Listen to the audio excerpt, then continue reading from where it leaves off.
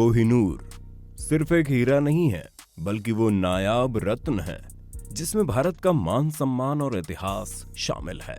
कहते हैं नादिर शाह ने जब अपने एक मंत्री से पूछा कि इस हीरे की कीमत क्या होगी, तो उन्होंने कहा था कि अगर कोई ताकतवर आदमी चारों दिशाओं में 4 अलग अलग पत्थर फेंके और फिर एक पत्थर हवा में उछाले, तो जितना एरिया इन 5 पत्थरों के बीच में आएगा, अगर इसे पूरी तरह सोने से भर दिया जाए ना, तो भी कोहिनूर की कीमत अदा नहीं की जा सकती। दक्षिण भारत से लेकर अफगानिस्तान और फिर पंजाब और ग्रेट ब्रिटेन न जाने किस किस दौर से गुजरा। इस बीच 2 बार इस हीरे को काटा भी गया, जिससे इसका वजन और कम हो गया। ये हीरा जहां भी रहा उस साम्राज्य के लिए मुश्किलें लेकर आया। कहते हैं इस हीरे पर उस देवी का श्राप लगा है जिससे ये हीरा चुराया गया था। कोहिनूर का खूनी इतिहास क्या है और क्या कोहिनूर कभी भारत वापस आ पाएगा, जानेंगे हम सभी आज के इस वीडियो में। अंत तक बस कहीं मत जाइएगा। कहते हैं कोहिनूर को 14वीं शताब्दी के आसपास अलाउद्दीन खिलजी ने दक्षिण भारत से चुराया था। उस वक्त ये हीरा एक मंदिर में देवी की आंख में लगा था। शायद इसी देवी का श्राप था कि फिर जो भी इस हीरे के नजदीक आया उसने अपना सब कुछ गंवा दिया। खिलजी के बाद ये हीरा बाबर को दिल्ली फतह करने पर तोहफे के रूप में भेंट किया गया और ये मुगलों के हाथ लगा। शाहजहां ने इसे अपने तख्त और ताउस का हिस्सा बनाया और फिर शाहजहां को बंदी बनाने के बाद उसके बेटे औरंगजेब ने इसकी मिल्कियत हासिल की। इस दौरान इस हीरे को और सुंदर बनाने के लिए औरंगजेब ने हॉटनेस बोर्जिया को बुलवाया, जिसका काम हीरे को इस तरह काटना था कि वे और ज्यादा चमके। और बोर्जिया ने इस 793 कैरेट के हीरे को इस तरह काटा कि इसका वजन केवल 186 कैरेट रह गया। कहते हैं ये देखकर औरंगजेब इतना नाराज हुआ कि उसने बोर्जिया को पैसे देने से मना कर दिया, साथ ही उस पर 10,000 रुपए का जुर्माना भी लगा दिया। 186 कैरेट का ये हीरा अभी भी नायाब था और ये आने वाले कई सालों तक मुगलों की शान रहा। लेकिन फिर 1739 में दिल्ली पर नादिर शाह का हमला हुआ, जिसने दिल्ली पर अपार कहर बरपा दिया। कहते हैं उस वक्त के सुल्तान ने नादिर शाह से गिड़गिड़ा कर यह कहर रोकने के लिए कहा था और तब नादिर शाह ने सुल्तान से बदले में 100 करोड़ रुपए मांगे थे। एक झटके में मुगलों द्वारा 3 सदियों में जुटाई गई सारी संपत्ति नादिर शाह के नाम हो गई। कहते हैं इस लूट को भारत से ईरान ले जाने के लिए नादिर शाह को 700 हाथी, 4000 ऊंट और 17,000 घोड़ों का सहारा लेना पड़ा था। इसके बाद नादिर शाह की भी हत्या कर दी गई और उसका साम्राज्य बिखर गया। कोहिनूर फिर नादिर शाह के पोते के पास पहुंचा, जिसने उसे अहमद शाह दुर्रानी को दे दिया। वही अहमद शाह दुर्रानी जिसने अफगानिस्तान में अफगान एम्पायर की स्थापना की। अफगानिस्तान पर इसके बाद रशियन एम्पायर का हमला हुआ और अहमद शाह दुर्रानी के पोते शुजा शाह दुर्रानी इसमें हार गए और ये हीरा लेकर लाहौर भाग गए।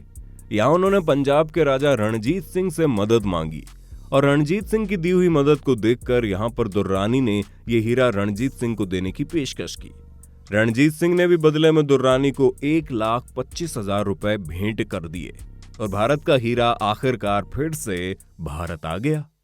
रणजीत सिंह को हमेशा डर रहता था कि कोहिनूर को कोई भी चुरा सकता है, इसलिए वो उसे गोविंदनगर किले में छुपा कर रखते थे और सिर्फ तब पहनते थे जब कोई पब्लिक फंक्शन हो।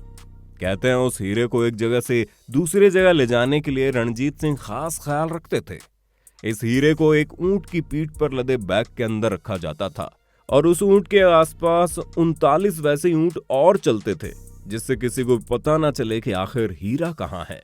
1839 में अंततः रणजीत सिंह का अंतिम समय करीब आया और मरते वक्त रणजीत सिंह ने यह हीरा पुरी के जगन्नाथ मंदिर में दान करने का आदेश दे दिया। रणजीत सिंह की मौत के बाद उनके कोषाध्यक्ष बेलीराम ने यह हीरा मंदिर को देने से मना कर दिया और अपने संदूक में छुपा लिया। रणजीत सिंह के बड़े बेटे खड़क सिंह और उनके प्रधानमंत्री का भी यही कहना था कि कोहिनूर राजा का नहीं, पंजाब की जनता का है, इसलिए उसे पंजाब से बाहर नहीं भेजा जाना चाहिए। रणजीत सिंह की मौत के बाद सिख साम्राज्य में एक के बाद एक मुश्किलें आई। पहले नए नए राजा बने खड़क सिंह को उन्हीं के प्रधानमंत्री ने गद्दी से उतारकर कैद कर लिया। फिर रणजीत सिंह के भाई शेर सिंह राजा बने।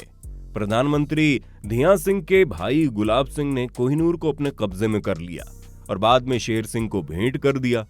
गुलाब सिंह बाद में जम्मू कश्मीर के पहले राजा बने। राजा शेर सिंह और प्रधानमंत्री धिया सिंह को फिर एक बार और तख्ता पलट के कारण मार दिया गया। ये तख्ता पलट अजीत सिंह ने किया था, लेकिन अजीत सिंह एक दिन भी पंजाब को संभाल नहीं पाए और धिया सिंह के बेटे हीरा सिंह ने उन्हें कत्ल कर दिया और 5 साल के दिलीप सिंह को राजा घोषित कर दिया गया और खुद उनके प्रधानमंत्री बन गए। दिलीप सिंह छोटे थे, इसलिए उनकी जगह उनकी मां जिंद कौर ने राज किया। इसके बाद पहला और दूसरा एंग्लो सिख वॉर हुआ, जिसमें जम्मू और कश्मीर को पंजाब से अलग कर दिया गया और अंग्रेजों ने पंजाब को अपने कब्जे में कर लिया। 10 साल के दिलीप सिंह को राज से हटा दिया गया और उन्हें उनकी मां से भी अलग कर दिया गया। दिलीप सिंह इस हीरे को अपने ब्रेसलेट में पहना करते थे और यहां से ये हीरा ईस्ट इंडिया कंपनी ने लंदन रवाना कर दिया। लंदन जाते हुए शराब का प्रकोप फिर सामने आया। जिस शिप में इसे ले जाया जा रहा था उसमें महामारी फैल गई और सभी लोग बीमार हो गए। शिप के कप्तान ने बाकियों को हौसला दिया, बस किसी तरह सब धीरज रखें, वो लोग मॉरिशस जाकर वहां आराम करेंगे। और जब मॉरिशस में ये महामारी वाली बात फैली तो उन्हें ब्रिटिश शिप को मॉरिशस आने से मना कर दिया गया। साथ ही धमकी भी दी, अगर वो शिप फिर से मॉरिशस के आसपास दिखती है तो उसे उड़ा दिया जाएगा। शिप के क्रू के पास कोई चारा नहीं बचा था कि वो आगे बढ़ते गए और पहले से बीमार सिपाहियों को रास्ते में फिर टाइफून का भी झेलना पड़ा और किसी तरह वो ब्रिटेन पहुंचे। यहाँ पर कोहिनूर के पहुंचते ही उस दिन रानी विक्टोरिया पर हमला हो गया और ब्रिटिश प्रधानमंत्री पहले घोड़े से गिर गए और फिर घोड़ा उनके ऊपर चढ़ गया, जिससे उनकी मौत हो गई। इस हीरे को लोगों को दिखाने के लिए प्रदर्शनी में रखा गया। लोगों ने शिकायत की कि हीरा जर्द है, अच्छे से नहीं चमकता। इसे संज्ञान में लेते हुए क्वीन ने फिर से इस हीरे को काटने का हुक्म दे दिया और दूसरी बार ये हीरा काटा गया। अब इस हीरे का वजन घटकर 105.6 कैरेट हो चुका था।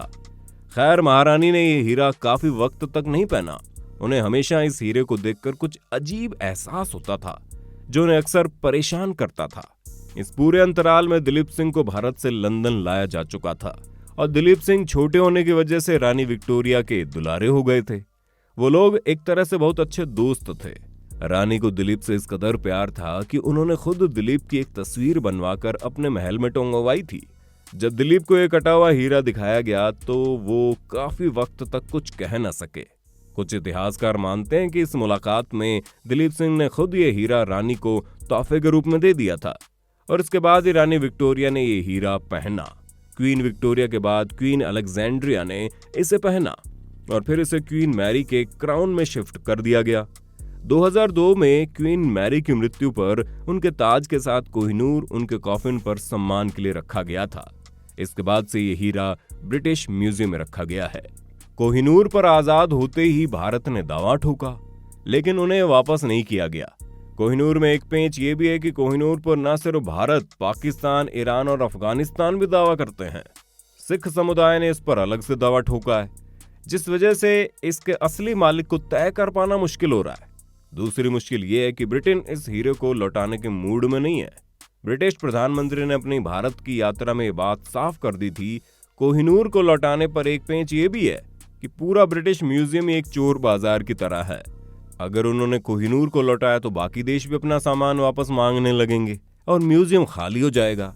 आपको क्या लगता है, कौन से देश का दावा इस हीरे पर सबसे ज्यादा मजबूत है और भारत की सरकार ये हीरा वापस लाने के लिए क्या कर सकती है? अपनी राय कमेंट में देना जरूर। वीडियो पसंद आए तो वीडियो को लाइक और चैनल को सब्सक्राइब करना ना भूलें।